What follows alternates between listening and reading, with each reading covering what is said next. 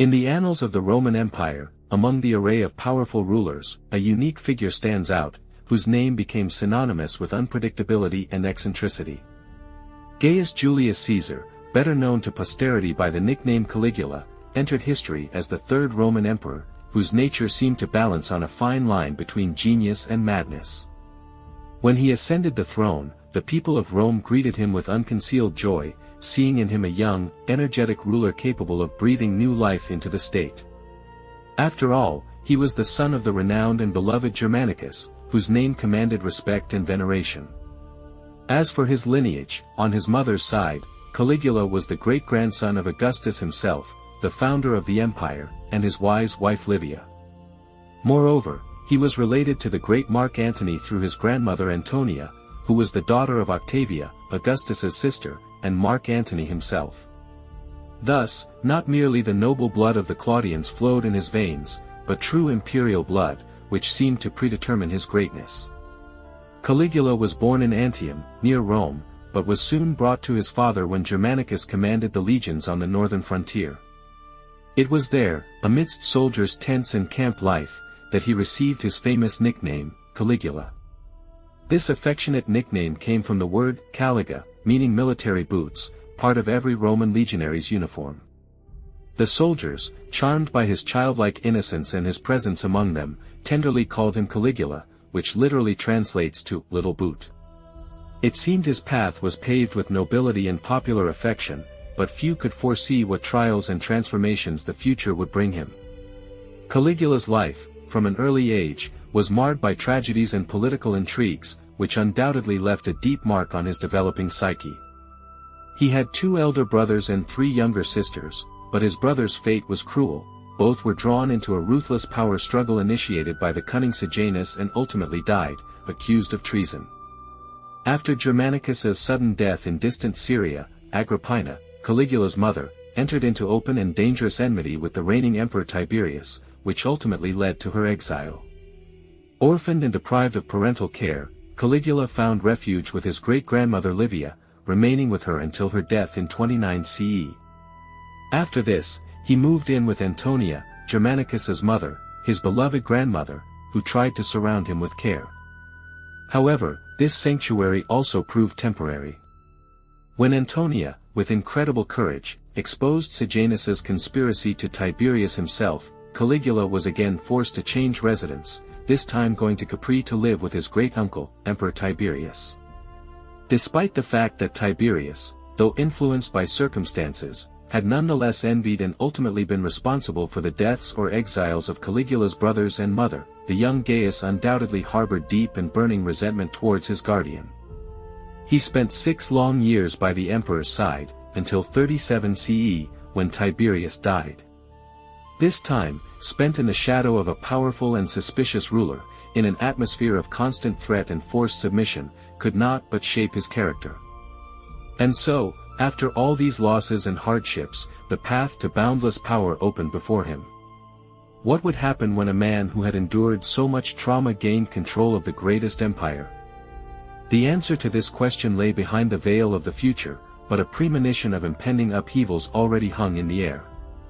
In his will, Tiberius, foreseeing the future of the empire, appointed Caligula co-heir, sharing this high honor with his grandson Gemellus. Nevertheless, this particular part of Tiberius's last will was subsequently annulled, paving the way for Caligula's sole ascension to the imperial throne, thereby asserting his undisputed power. After Tiberius's death and his arrival in Rome, Caligula displayed surprising composure and dignity, despite the fervent jubilation of the Roman citizens, who greeted the news of their deliverance from the previous ruler with unconcealed joy. The crowd, overcome with euphoria, did not hesitate to shout slogans like, "To the Tiber with Tiberius." However, Caligula did not succumb to this popular impulse.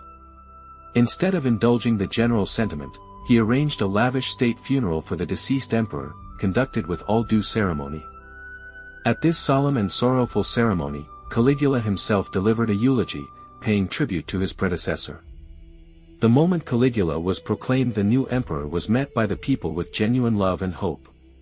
He seemed to breathe new, vital energy into the heart of the city. To solidify his popularity and revive the spirit of Rome, he lavishly staged spectacular gladiatorial games, as well as thrilling chariot races in the famous Circus Maximus arena.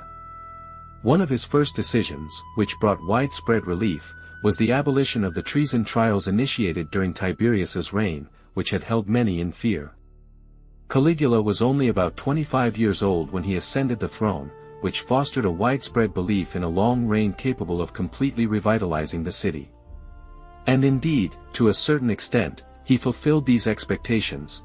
Many important works that Tiberius had neglected were resumed, a new aqueduct project was begun and successfully completed, and several ancient temples were carefully restored, returning them to their former glory. Scarcely having ascended the imperial throne, Caligula took steps to gather the remains of his mother and brother, who had died in exile, to solemnly inter them in Augustus's family mausoleum. However, not 8 months had passed since his accession when, in October 37 CE, Caligula was struck by a severe illness, presumably caused by poisoning. During this illness, the Praetorian prefect Macro, foreseeing a possible outcome, began to act proactively, aiming to secure Gemellus's ascension to the imperial throne. However, Caligula, contrary to expectations, fully recovered from the illness, and immediately after his recovery, he forced both Macro and Gemellus to commit suicide. Sources claim that it was during this illness that Caligula's mind underwent irreversible changes, and he definitively transformed into a ruthless tyrant. The trials that he himself had previously abolished resumed, but now their primary purpose was the mere extraction of funds. Wealthy Roman citizens were widely accused of treason, which inevitably led to the confiscation of all their property to the emperor's treasury. Caligula openly disregarded or outright humiliated the Senate and actively sought all sorts of honors and titles, completely trampling on Augustus's and Tiberius's long-standing attempts to at least outwardly display modesty. Among the many vivid and widely known rumors associated with his reign, the legend stands out that Caligula allegedly intended to appoint his favorite horse, Incitatus, to the position of consul. However, this extravagant plan was never put into effect. He entered into an incestuous relationship with his sister Drusilla, and after her death in 37 CE, by his decree, the entire population of Rome was strictly forbidden from laughing or smiling. Moreover, he ordered her deification. Caligula himself often appeared before his subjects clothed in the attire of various deities, and even founded a temple dedicated to himself, openly proclaiming himself a god. Among other things, the emperor personally participated in chariot races and entered the gladiatorial arena, where he performed as a Thracian gladiator. Undoubtedly, the prevailing situation inevitably gave rise to a series of secret plots aimed at overthrowing Caligula's rule. At the head of the first such conspiracy was his close associate, Aemilius Lepidus. His name seemingly indicated a familial connection to Lepidus, one of the most powerful figures at the dawn of Augustus's reign. Aemilius Lepidus conspired with the commander of Upper Germany, Gnaeus Cornelius Lentulus Catulicus, hatching plans against the emperor. Notably, Aemilius Lepidus was married to Drusilla, Caligula's own sister. Apparently, Caligula managed to intercept correspondence revealing the details of this conspiracy and, even more importantly, confirming the involvement of his own sisters. As a result, Aemilius Lepidus was executed, and the emperor's sisters were exiled. It is noteworthy that the future emperor Claudius proposed in a Senate session to deny the remains of Aemilius Lepidus a proper burial, suggesting they be consigned to oblivion. This proposal was supported and adopted. Following this, Caligula undertook a rapid, forced march to Germany, reaching his destination before Catulicus could receive news of his imminent arrival. Catulicus, facing the hopelessness of the situation, was forced to commit suicide. The military command previously held by Catulicus was subsequently transferred to Galba, who would also ascend to the imperial throne in the future. It is presumed that during this period, Caligula harbored plans for a certain invasion of Britain.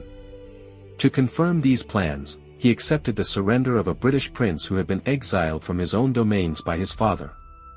Soon after, Caligula sent a message to Rome, loudly declaring that the entire island of Britain had completely submitted to his authority. However, his carefully planned invasion of Britain ultimately failed. Instead of carrying out his intent, the emperor ordered his legions and formidable siege engines to be arrayed along the ocean shore. Those around him were completely bewildered, not understanding the true purpose of this unusual formation.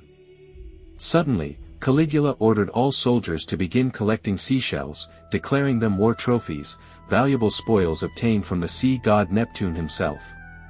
Satisfied with the results of his military campaign, the emperor began his return journey to Rome. He ordered a grand triumphal procession in his honor, dedicated to the victories won in Britain and on the ocean. To compensate for the lack of captives, who were traditionally displayed during a triumph, he forced residents of Gaul, individuals he deemed suitable for such a celebration, to join the procession. However, when he entered Rome, the anticipated triumph did not take place. Caligula flew into a furious rage. Nevertheless, he sent a message to the Senate, in which he forbade, under threat of death, any honors in his own name. Caligula's eccentric behavior did not cease. Senators felt deeply humiliated, and the Praetorian Guard felt insulted. He gained enemies in almost all strata of society. In January 41 CE, Caligula's life ended. As Caligula exited a temporary theater structure specially erected on the Palatine Hill, he was mortally wounded by several officers of the Praetorian Guard. His reign lasted only 3 years and 10 months, and he was barely 28 years old when he was killed. Initially, rumors spread that Caligula had not died at all, but had merely staged his death as a ruse to ascertain true sentiments regarding his person. However, when it was irrefutably confirmed that he was indeed dead, the Senate convened an emergency session, and some senators expressed the opinion that there was no longer a need for an emperor in Rome. But the only armed force in Rome, the Praetorian Guard, had entirely different intentions. The Praetorian Guard sought out Caligula's successor.